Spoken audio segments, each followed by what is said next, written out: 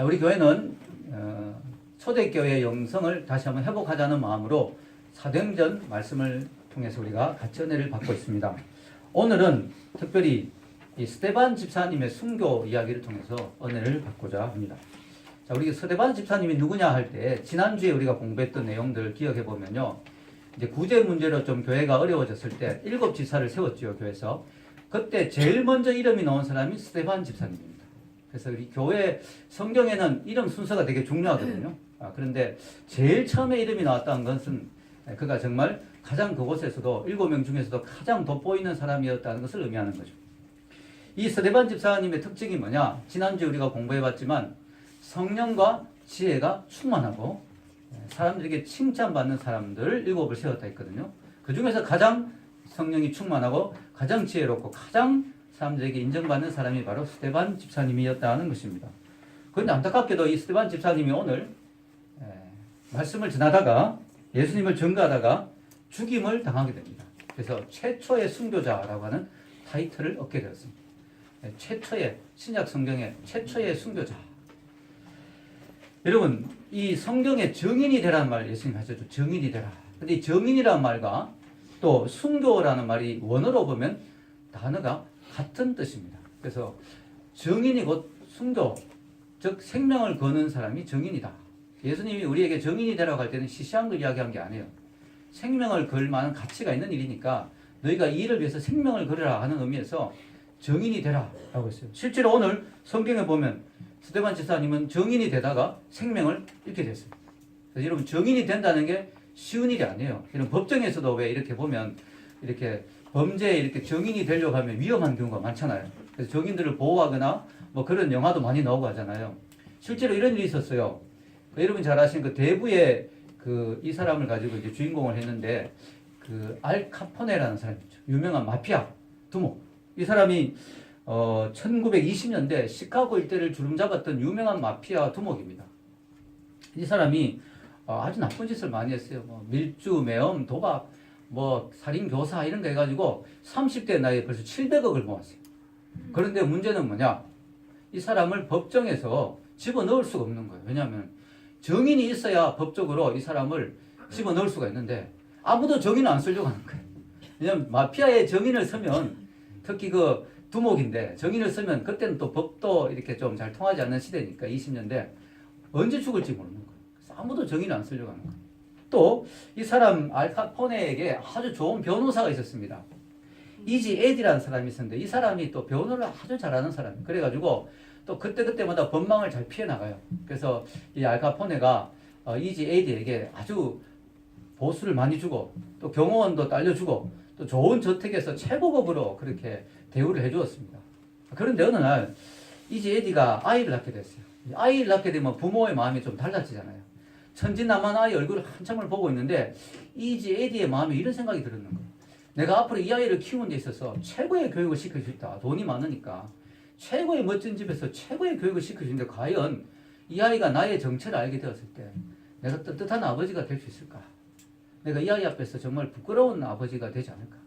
이런 생각이 그의 마음을 사로잡기 시작했어요. 그래서 정말 많이 고민하다가 이지 에디가 내가 이런 삶을 더 이상 살 수가 없겠구나. 내가 우리 아이를 위해서라도 내 죄악된 삶을 청산해야 되겠다. 이런 마음을 품게 된 거예요. 그러니까 이 사람이 스스로 법정에 자진 출두해서 자기 마피아 두목인 알카포네의 죄악들을 그가 증언하는 자리에 서게 됩니다. 너무나 위험한 자리죠. 그러나 그는 자기 아이에게 떳떳한 아버지가 되고 싶다는 마음으로 그렇게 증언을 해서 그 사람의 증언 때문에 드디어 알카포네가 구속을 당하게 됩니다. 감옥살이를 하게 되는데 그는 그 이후에 얼마 지난 후에 시카고의 한 외딴 거리에서 총알 세례를 받고 생명을 잃게 되죠. 그러나 그 아이는 아주 책임감 있는 훌륭한 아이로 자라게 되었습니다. 여러분, 이 정인이 된다는 게 이렇게 어려운 거예요. 정인이 곧 생명을 내놓는 것이죠. 그러나 그 일을 하는 이유는 그만한 가치가 있기 때문에 하는 것이죠.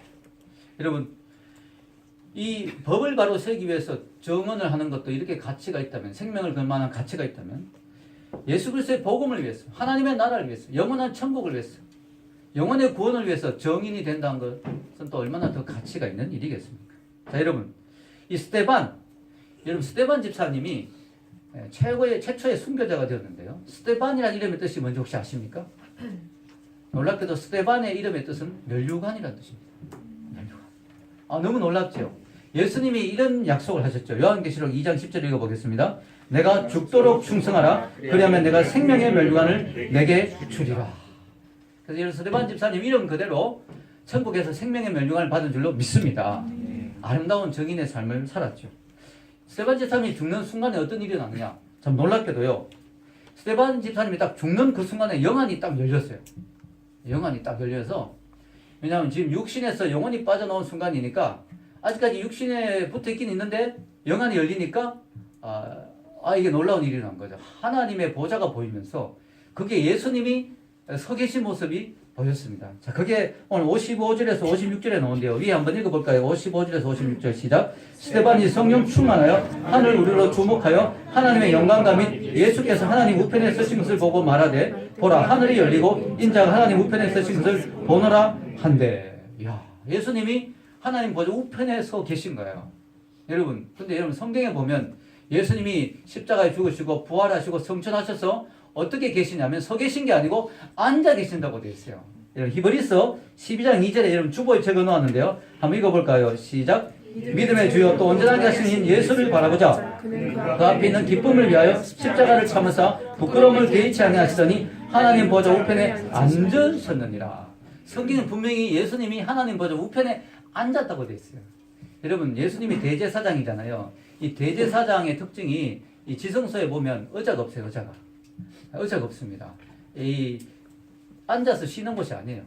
그래서 예수님이 앉았다는 건 뭐예요? 미션이 완성됐다.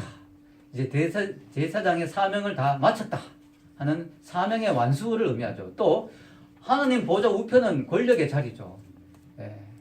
우측은 바로 권력의 자리. 그래서 예수님이 거기 앉았다는 것은 이제 하나님의 대리자로서 예수님이 온 세상을 통치하는 자리에 왕권에 앉게 됐다 하는 것을 의미하는 것이죠. 자, 그런데 예수님이 지금 일어서셨어요. 왜 일어서셨을까요? 스데반의 영혼이 너무 귀하니까 그 귀한 영혼을 두 손 바짝 들고 환영하고 맞아주기 위해서 예수님이 벌떡 일어서신 거예요. 야, 스데반 최초의 순교자 너무너무 그 순교한 모습이 아름답고 너무 귀하구나. 어서 오너라 하면서 또 여러분 섰다는 것 자체가 제사장이란 말 자체가 이 히브리어 원어로 보면 서 있는 자라는 뜻이거든요. 그래서 변호하는 자, 서 있는 자. 예수님이 스데반이 지금 억울하게 모함을 받고 지금 돌에 맞아 죽으니까 예수님이 그가 의인이다라고 변호해주기 위해서 그를 위해서 서주신 거예요. 자, 이렇게 아름다운 죽음. 예수님도 이렇게 환영하는 너무나 아름다운 죽음을 스데반이 죽었습니다. 여러분, 우리가 겉으로 보기엔 순교자가 얼마나 비참합니까? 지금 스데반이 돌에 맞아 죽는 모습이 얼마나 비참합니까? 그러나 그 모습만 봐서는 안 돼요. 영적인 눈이 있어야 돼요, 우리가. 순교자의 죽음이 비참하고 불쌍해 보여도 그게 아닙니다. 그 이면에 영적인 것을 보면 그 뒤에는 하나님의 놀라운 상급이 있고 하나님의 놀라운 축복이 있고 하나님의 놀라운 인정이 있다는 것이죠. 여러분, 선교의 역사를 보면요, 순교자가 참 많았는데 예수님 스데반이 최초의 순교자, 그 이후에 2000년 동안 얼마나 많은 순교자들이 있었습니까? 복음 때문에. 그들의 그 순교의 기록을 보면 감동적인 것들이 있습니다. 예를 들어 짐 엘리엇이라는 사람이 있죠. 짐 엘리엇은 정말 총명하고 똑똑한 젊은이였죠. 학교를 스스로 졸업한, 휘튼대를 스스로 졸업한 젊은이였는데 그가 친구들과 함께 아우카 인디언, 한 번도 이 복음이 안 돼간 곳에 복음을 전해서 갔다가 창에 찔려 순교하잖아요. 젊은 나이에 순교하는데요. 그때 이 아우카 인디언들이 너무너무 잔인해요. 다 창을 찔러 죽이는데 나중에 그들이 복음을 받아들이게 되죠. 짐 엘리엇의 그 부인과 죽은 순교자의 미망인들이 복음을 듣고 또 들어간 거예요. 남편을 죽인 곳에 또 들어갔어요. 그래가지고 결국은 복음을 전해서 그들이 다 크리스찬이 됐는데 나중에 그 아우카 여인들이 이렇게 고백합니다. 이야기합니다. 자기 남편들이, 자기 부족의 남자들이 그 창으로 그들을 찔러 죽일 때 자기들은 저 위쪽에 높은 곳에서 보고 있었대요. 그 강의 다리 쪽에서 보고 있었는데 그때 갑자기 이상한 음악 소리가 막 들렸다는 거예요. 그러니까 보니까 형형색색의 옷을 입은 수없이 많은 사람들이 내려와서 그들이 죽는 순간에 아름다운 찬양을 하더라는 거죠. 그러니까 나중에 이들이 예수를 믿고 난 뒤에 찬송을 듣더니 이 곡을 했다고, 이 곡을. 이런 곡을 했다고. 그러면서 그 수백만 개 전등을 막 켠 것 같은 환한 빛이 비치면서 그들을 영접하는 천사들의 무리를 그들이 보았다고 나중에 고백을 했습니다. 그래서 사람들이 보기에는 그들이 비참하게 정말 죽은 것 같아서 거기에 하나님의 놀라운 축복이 있었다는 것이죠. 허무한 죽음이 아닙니다. 예수 그리스도를 위해서 생명을 내놓는다면 그것은 허무한 죽음이 아닙니다. 특히 스데반의 경우에는요, 천국에 멸류관 상급도 받았지만 또 하나 의미가 있었던 죽음이었는 게 뭐냐면 거기에 누가 있었냐면 사울이라는 청년이 있었어요. 이 사울이 나중에 누가 돼요? 그 위대한 바울이 되는 거예요. 바울이. 이 사울이 나중에 바울이 되는 거죠. 그래서 여러분 여기 보면요, 57절에서 58절 읽어보겠습니다. 시작. 그들이 큰 소리를 지르며 귀를 막고 일제히 그에게 달려들어 성 밖으로 내치고 돌로 칠세 적인들이 옷을 벗어 사울이라 하는 청년의 발 앞에 두니라. 이 사울의 발 앞에 옷을 두었다는 게 뭐냐? 여기 보면요, 돌로 칠 때는요, 이 사람이 잘못됐다라고 하는 정인이 있어야 돌로 칠 수 있거든요. 이 사람의 죄를 고발하는, 이 사람이 성전에 대해서 또는 하나님에 대해서 모독했다 이런 정인이 있어야 되는데 정인이 제일 먼저 돌로 넣어서 치게 돼 있어요. 여기 보면 정인이 그 옷을 청년의 발 앞에 두었다. 사울이라 하는. 이 말은 뭐냐면은 사울을 믿고 맡길 수 있는, 즉 자신들의 정언을 도와줄 수 있는, 자신들의 정언에 변호해 줄 수 있는 사람으로 사울을 인정했다는 거죠. 그래서 사울에게 옷을 맡겼습니다. 여러분, 이 사울이 여기에 등장하는데요.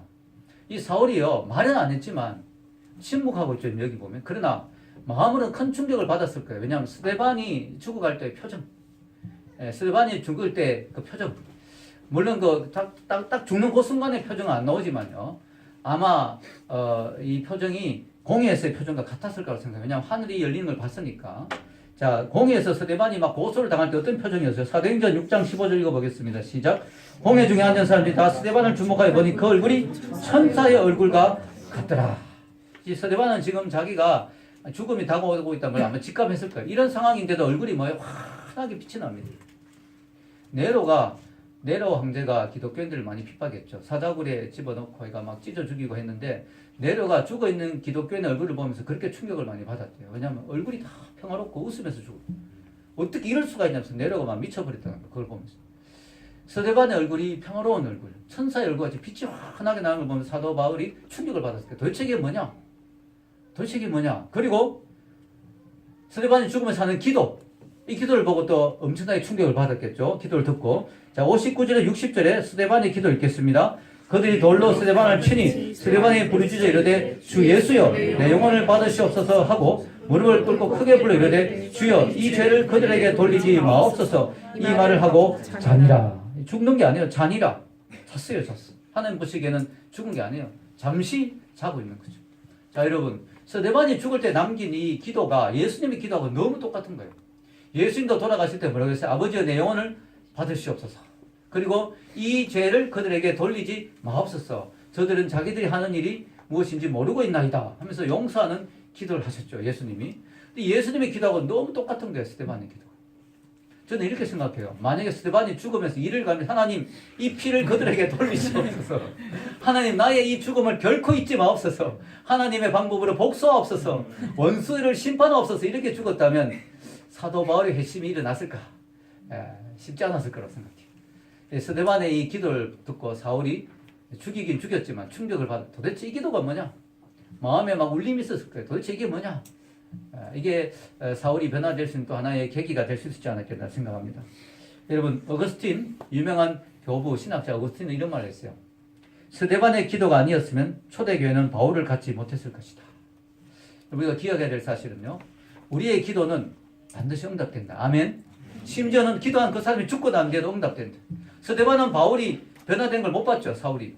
스데반은 저 청년, 옷을 맡은 저 청년, 그리고 죽었을 테. 그러나 그는 천국에서 알았겠죠. 바울이 변화된 것. 그래서 여러분, 우리의 기도는 죽고 난 뒤에도 응답된다. 우리의 기도는, 우리는 죽지만, 심지어는 기도한 우리는 죽지만 우리의 기도는 남아서 반드시 응답된다. 아멘. 여러분이 나라를 위해 사는 기도, 여러분의 친구를 위해 사는 기도, 여러분의 가족을 위해 사는 기도, 여러분의 자녀를 위해 사는 기도, 여러분이 나중에 죽더라도 응답을 눈으로 보지 못하더라도 반드시 응답되는 줄로 믿습니다. 여러분, 너무 아름다운 기도를 하고 죽었습니다. 자, 그럼 스데반은 왜 죽었을까? 도대체 왜 스데반을 죽였느냐 이거죠. 여러분, 성경에 보면요, 스데반의 설교 앞에 베드로의 설교가 나오는데 베드로가 설교하면 3,000명, 5,000명이 회개하고 막 돌아왔어요. 그러면 베드로가 설교했을 때는 이렇게 많이 은혜 받고 돌아왔는데 이 스데반의 설교할 때도 이렇게 돌로 쳐 죽여버려. 이게 도대체 무슨 설교에 무슨 문제가 있는가? 어떤 사람은 우스갯소리로 스데반이 죽은 이유는 설교가 너무 길어가지고. 스데반 설교가 보면 되게 길어요. 저도 돌 맞기 전에 설교를 좀 짧게 해야 되거든요. 물론 농담입니다. 여러분, 스데반의 설교가 길었는 건 맞지만 그것 때문에 죽은 건 아니고 스데반의 설교가 유만할까요? 어떤 목사님 설교를 너무나 오래 하는 목사님이 있대요. 근데 아무도 목사님이 시험 들까봐 그 말을 못하는 게 목사님 설교 좀 짧게 하세요. 목사님이 막 설교를 너무 그래서 어느 날 설교를 그날도 엄청 오래 했는데 뒤에 있던 집사님 한 분이 벌떡 일어나서 나갔어요. 목사님 화가 났어요. 설교하는데 나가버리니까. 설교 끝난 다음에 맨날 설교하는데 나가서 하니까 길어서 이 말을 못하잖아요. 근데 미국식 유머예요. 미국 사람들 유머가 하면 머리 깎으러 갔어요. 아니 그러면 오기 전에 머리 깎고 오지 왜 설교 전에는 머리가 그만큼 안 길었어요. 얼마나 설교가 길었다는 것을 이거는 말이죠. 자 여러분 스데반의 설교 길었습니다. 그러나 그게 문제가 아니고 스데반의 설교가 좀 직설적이겠어요. 그들의 죄를 너무나 정확하게 지적해버리니까 그들이 너무 찔리면서 막 너무 괴로워서 귀를 막고 막 스데반을 돌로 쳐 죽인 것입니다. 자, 스데반의 설교를 보면요. 오늘 시간 관계상 다 적어 놓지는 않았어요. 스데반의 설교가 길긴 길어요. 막 아브라함부터 시작해서 쭉 걔가 야곱, 요셉, 모세까지 해가지고 막 가나안까지 쭉 나와가지고 이스라엘 역사 전체를 언급합니다. 그리고 결론적으로 그는 두 가지를 이야기합니다. 두 가지를 지적하는데 하나는 이스라엘 백성들의 성전 제사의 효력이 이제 끝났다 하는 걸 이야기합니다. 즉 당신들이 하나님을 만나기 위해서 나름대로 노력하고 성전까지 지었지만 이제 성전에 하나님이 계시지 않는다. 성전 시대가 끝났다. 제사 시대가 끝났다. 왜냐하면 예수님 오셨으니까. 그 이야기를 하는 거예요. 자, 우리 그걸 49절에서 50절에 나오는데 읽어보겠습니다. 주께서 이르시되 하늘은 나의 보좌요 땅은 나의 발등상이니 너희가 나를 위하여 무슨 집을 짓겠느냐 나의 안식할 처소가 어디냐 이 모든 것이 다 내 손으로 지은 것이 아니냐 함과 같으니라. 이렇게 더 이상 성전의 제사가 효력이 없다. 참 그들이 성전 되게 중요하게 여기잖아요. 성전 제사 중심의 유대교인데 아주 중요한 걸 건드린 거죠. 어떻게 보면 영리 진짜 가장 정말 위험한 것을 건드렸죠. 두 번째는 스데반이 또 이런 말을 합니다. 이 너희들이 너무나 강팍해서 성령을 거스려 왔다. 또 이 죄를 너무나 날카롭게 지적합니다. 51절에서 53절 읽겠습니다. 목이 곱고 마음과 귀에 할례를 받지 못한 사람들아 너희도 너희 조상과 같이 항상 성령을 거스리는도다. 너희 조상들이 선지자들 중에 누구를 박해하지 아니하였느냐. 의인이 오시리라 예고한 자들을 그들이 죽였고 이제 너희는 거인을 잡아준 자요 살인한 자가 되나니 너희는 천사가 전한 율법을 받고도 지키지 아니하였더라 하니라. 되게 자극적인 말이 많죠. 목이 곱고 마음과 귀에 할례를 받지 못한 사람들아 이런 거. 너희들은 성령을 그것도 조상 이야기하면 되게 기분 나쁘잖아요. 조상과 같이 항상 성령을 거스렸다. 또 조상 이야기합니다. 너희 조상들 중에 누가 선지자를 박해하지 않은 사람이 있었느냐? 또 의인이 오시리라 예고한 자들을 죽였는데 이제 의인이 왔는데 죽였다. 이 의인이 누구예요? 예수님이에요. 예수님. 의인이 왔는데 너희는 죽였다. 그리고 살인한 자다 너희들. 너무 진짜 자극적인 말 많이 하긴 해요. 스데반 집사님 되게 센 분인 것 같아요. 너희는 살인한 자가 됐다. 살인자들아. 이 살인자들아. 그러면서 너희는 천사가 전한 율법을 받고도 지키지 아니하였다. 자 이렇게 해야 됩니다. 그러니까 이 사람들이 막 반응이 엄청나게 막 거칩니다. 자 54절 보면 그들의 반응이 나옵니다. 그들이 이 말을 듣고 마음에 찔려 그를 향하여 이를 갈그노를. 자 여러분 보면 여기에서 저는 세 가지의 중요한 교훈을 배울 수가 있어요. 첫째는요. 일단 찔림이 왔죠. 찔림이 왔는데 이를 갈았습니다. 그래서 여러분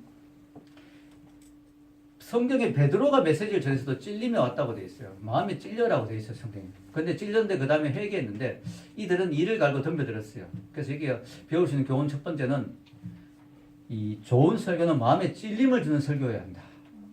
여러분 설교를 듣고 나는데 아무 느낌이 없고 마음에 찔리는 게 아무것도 없다. 듣기 좋은 말, 달콤한 설교 이게 좋은 것 같아도 별로 좋은 설교가 아닐 수도 있어요. 위로의 메시지, 우리 그냥 좋은 설교, 위로해주는 말 그것만 해서는 안 된다는 거예요. 때로는 위로의 설교도 필요합니다. 그러나 설교가 목사님 설교가 늘 위로만 하는 설교다. 그 좀 문제가 있을 수 있는 거예요. 마음을 찌르는 왜냐하면 성경에 보면 하나님의 말씀은 살아있고 운동력이 있어 심정과 감정과 기억 골수를 찔러 쪼갠다 그랬죠. 말씀이 나의 심령 간절 골수를 찔러 쪼개는 게 와야 되는데 찔림이 전혀 없다. 설교를 듣고도 이 조금 문제가 있는 설교가 될 수 있습니다. 두 번째는 말씀에 대한 반응이 중요하죠. 자, 베드로에 대해서는 말씀에 사람들이 우리가 어찌할꼬 라고 했어요. 우리가 어찌할꼬. 이게 회개죠, 회개. 우리가 어찌할꼬. 오늘 설교를 듣고 보니까 우리가 어떻게 해야 되겠습니까? 큰일 났습니다. 우리가 어떻게 해야 되겠습니까? 이렇게 나와야 되는데. 그럼 구원을 받는데 이 사람들은 마음에 찔리면 똑같은데 뭘 했어요? 일을 갈았어요. 그러니까 구원을 못 받고 살인자가 된 거죠. 세 번째는 설교는 끝까지 들어야 된다. 자, 여러분, 이 스데반이 지금 여기까지 설교했는데 이제는 긍정의 설교를 분명히 할 순서예요. 지금 순서상으로. 여러분, 성경에 보면 선지자들 중에 죄를 지적한 선지자들 중에 죄만 지적한 적이 없어요. 반드시 소망의 메시지를 주었어요. 끝에. 너희들이 이런 악독한 죄를 했다. 하나님 앞에 그러나 회개하고 돌이킴 하나님이 유쾌한 날이 이른다. 이렇게 하나님이 소망을 주시는, 심지어는 포로로 끌려간다 하면서도 너희들이 70년 후에 돌아오게 하신다. 소망을 주시거든요. 그러니까 여러분이 교회에 교인 중에 함부로 어디 가서 예언기도 받으면 안 돼요. 위험해요. 그래서 반드시 목사님에게 물어보고 가야 되는데 예언기도를 받았을 때 만약에 여러분에게 죄만 지적한다 그러면 이 거짓 선지자일 가능성이 높습니다. 그럼 예언기도를 해주더라도 소망이 반드시 와야 돼요. 우리 죄를 지적해도 거기에 소망이, 그러나 회개하면 하나님이 너를 쓰실 것이다. 회개하면 너에게 소망이 있다. 회개하면 너에게 하나님 축복한다. 이게 나와야 되는데 그게 없으면 거짓 선지자일 가능성이 많아요.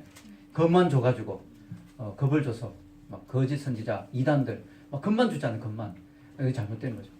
서대반 집사님이 지금 성전 이야기하고 선지자를 잡아 죽인 이야기를 하고 특히 의인 예수님을 잡아 죽인 이야기를 했어요. 여기까지 했는데 그 다음에 기다렸다면 어떻게 됐을까요? 너희들이 죽인 그 예수가 바로 하나님이 약속하신 그리스도다. 메시아다. 너희가 그분을 믿으면 너희의 모든 죄가 용서받고 이제 구원받을 수 있다. 그 이야기를 하려고 하는데 돌로 쳐 죽여버린 거예요. 조금만 더 기다렸으면 됐는데. 그래서 여러분 설교는 끝까지 들어봐야 돼요. 여러분도 제 설교를 듣다가 마음에 안 든다고 일어서 나서 나가면 안 돼요. 끝까지 들어봐야 돼요. 끝까지. 참 안타깝죠. 이들이 설교를 끝까지 듣지 않았습니다. 자, 오늘 이 서대반의 경우를 보면요, 우리가 알 수 있는 게 뭘까요? 사람들은요, 죄를 지적받는 것을 좋아한다, 싫어한다?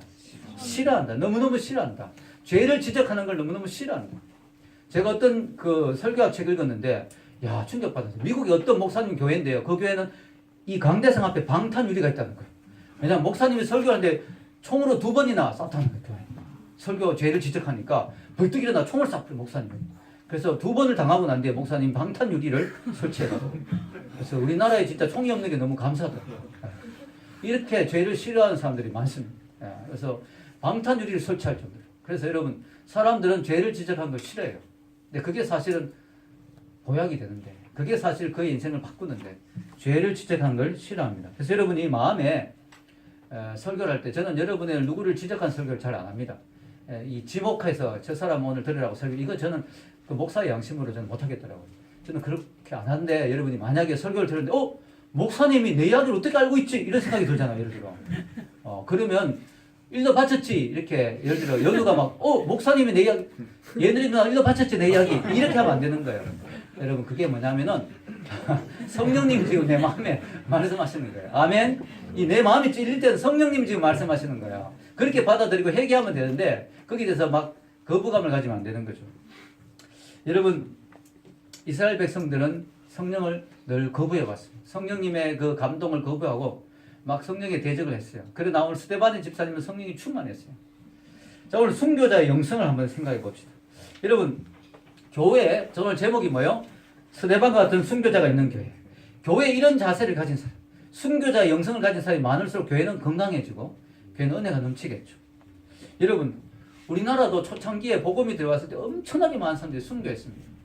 그들이 순교했기 때문에 한국교회가 건강하게 지금까지 서 있었던 거예요. 순교자의 영성으로 생명 바친 믿음의 선배들이 있었기 때문에 한국교회가 지금까지 부흥하고 서 있었던 거죠. 초대 우리 한국교회 초기에 순교자들의 이야기 읽어보면요, 감동입니다. 그분들이 이런 이야기 했어요. 신사참배 반대하면 죽어야 되거든요. 잘 죽자 이런 말 했어요, 자기들이. 예수 믿고 복 받자, 예수 믿고 우리 좀 부자 되자 이런 말 한 적이 없어요. 그들이 했는 말이 뭐냐면 우리 잘 죽자. 우리는 죽어야 될 시대에 태어났다. 우리 죽어주자. 잘 죽어줘서 우리 그 다음 세대가 우리의 열매를 거두도록 우리는 잘 죽어주자. 이런 말을 했단 말이에요. 그 사람들. 얼마나 감동입니까?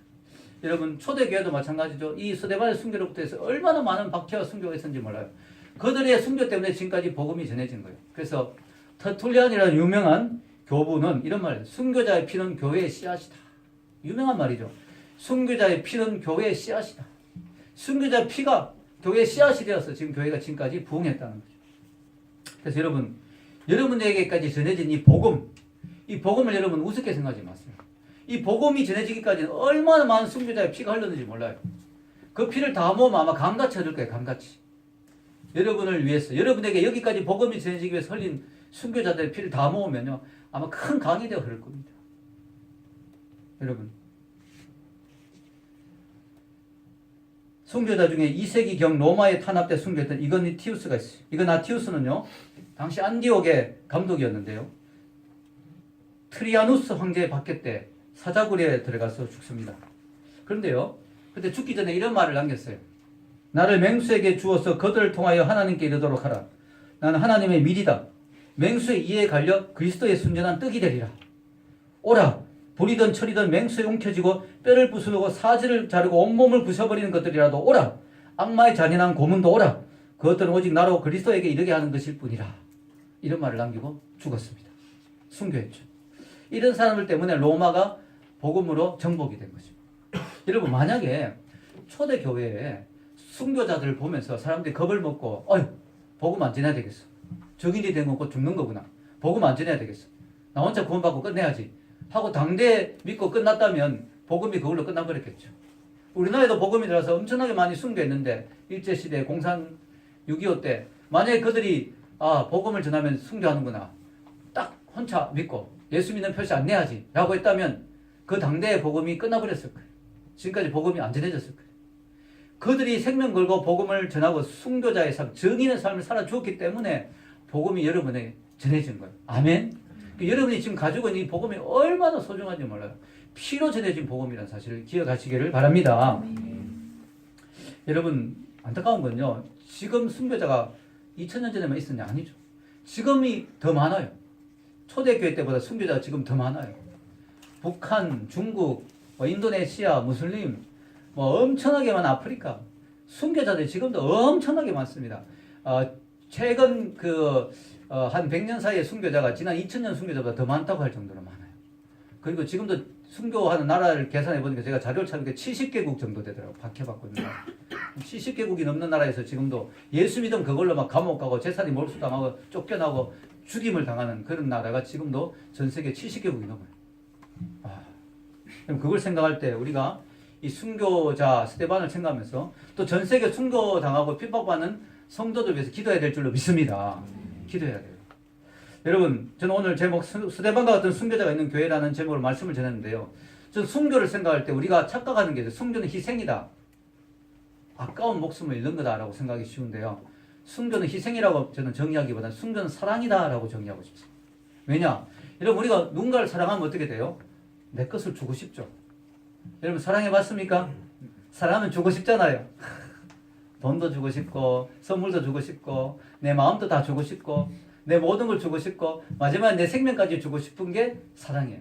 여러분, 순교는 희생도 되지만 사랑이에요. 예수님을 너무너무 사랑해가지고, 내 물질과 시간과 내 몸과 마음을 다 바치다 보니까 생명까지 주게 된 게 순교예요. 아멘? 그래서 저는 순교는 사랑이라고 생각합니다.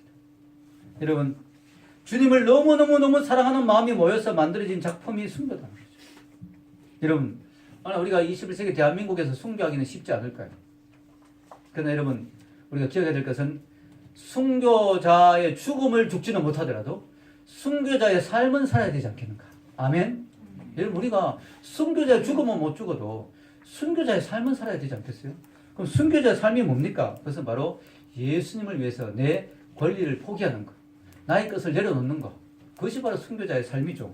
예수님이 마태복음 16장 24절에 이렇게 말씀하셨죠. 읽어보겠습니다. 누구든지 나를 따라오려거든 자기를 부인하고 자기 십자가를 지고 나를 따를 것이니라. 자기 부인이 바로 자기를 죽이는 거, 자기를 내려놓는 거죠. 이게 순교 아닙니까? 순교라는 것은 자기 생명을 내려놓는 거니까. 그래서 생명까지는 안 내려놓더라도 자기 부인, 예수님 때문에 내 권리를 좀 포기하고, 예수님 때문에 나의 것들을 포기하고, 나의 자랑을 포기하고, 나의 잘남을 좀 내려놓고, 예수님 때문에 내가 좀 더 겸손하고, 예수님 때문에 내가 좀 더 희생하고 헌신하고 수고하고, 아멘? 그게 순교자의 삶을 사는 거죠. 이걸 사도 바울은 이렇게 표현했죠. 로마서 12장 1절 읽겠습니다. 그러므로 형제들아 내가 하나님의 모든 자비하심으로 너희를 권하노니 너희 몸을 하나님이 기뻐하시는 거룩한 산제물로 드리라. 이는 너희가 드릴 영적 예배니라. 아멘. 예, 구약의 제물이 죽은 제물이었다면, 순교자의 모습이 죽은 제물이었다면 우리는 산제물, 삶에서 주님을 위해서 희생하고 헌신하고 포기하고 내려놓고. 여러분 예수님 믿으면서도 뺀질뺀질한 사람 좀 제발 좀 되지 마세요. 뺀질뺀질 어떻게 하면 어떻게든지 손해 안 볼까, 어떻게든지 내가 더 챙겨갈까. 여러분 그런 사람 좀 되지 마세요. 예수님 때문에 내가 어떻게 하면 더 희생하고 헌신하고 더 섬기고 더 수고할까, 그런 마음을 가지시기를 축원합니다. 특히 산순교자가 된다는 것은 오늘 보면 순교와 정인이 연결되잖아요. 그래서 여러분이 정인의 삶을 살기 위해서 내가 희생하고 수고하고 내가 고생하는 것, 그게 바로 산순교자의 삶이죠. 여러분이 직장에서나 학교에서 예수님을 위해서 정인이 되려면 뭔가 손해봐야 되잖아요. 친구한테 커피라도 한 잔 더 사줘야 되고 여러분 기분 나쁘지만 친구한테 큰 소리도 못 치고, 그죠? 야 진짜 저도 제 친구 중에 하나 있는데, 야 한 번은 대학교 때 전도를 했더니 탁 저를 정면으로 쳐다보면, 제가 고등학교 때부터 그 친구가 제일 친한 친구인데, 너 앞으로 그런 이야기 자꾸 하려면 나하고 친구 그만하자 이러더라고. 그 말을 딱 듣고 고개를 옆으로 탁 돌리는데 그때 가을이었어요. 낙엽이 탁 떨어지는데 얼마나 외롭고 쓸쓸하던지. 그래도 기도했습니다. 그리고 그래도 계속 사주고 잘해주고, 그 친구가 결국 믿는 자매를 만나서 결혼해서 호주에 이민 갔는데 지금은 교회 잘 다니고 있습니다. 할렐루야. 여러분 우리가 예수님을 위해서 희생하고 정인의 삶을 살기 위해서 내가 나는 정인의 삶 살기 싫어, 내가 희생하고 헌신하고 수고해야 되니까, 이러면 여러분 우리가 순교자의 정신이 아니죠. 여러분 사도 바울은 뭐라고 이야기했습니까? 골로새서 1장 24절 읽겠습니다. 나는 이제 너희를 위하여 받는 괴로움을 기뻐하고 그리스도의 남은 고난을 그의 몸된 교회를 위하여 내 육체에 채우노라. 예수님의 남은 고난, 예수님 십자가의 고난 끝났지만 복음을 전가하기 위해서 남은 고난들, 바로 교회, 예수님의 몸인 교회에 주신 남은 고난들, 그게 바로 바울은 순교하기 위해서, 복음을 전가하기 위해서 자기 그 고난을 기꺼이 당했잖아요. 기꺼이. 여러분은 예수 그리스도의 정인이 되기 위해서 얼마나 희생하고 헌신하고 수고하고 고난을 당하십니까? 여러분 스스로에게 한번 물어보시기를 바랍니다. 오늘 이 시대는 특징이 희생이나 수고와 같은 단어가 낯설게 여겨지는 시대죠. 희생하고 헌신하고 수고하고 그런 거 정말 싫어하는 시대죠. 더 편하고 싶고 더 누리고 싶고 더 즐기고 싶고 이런 시대 아닙니까?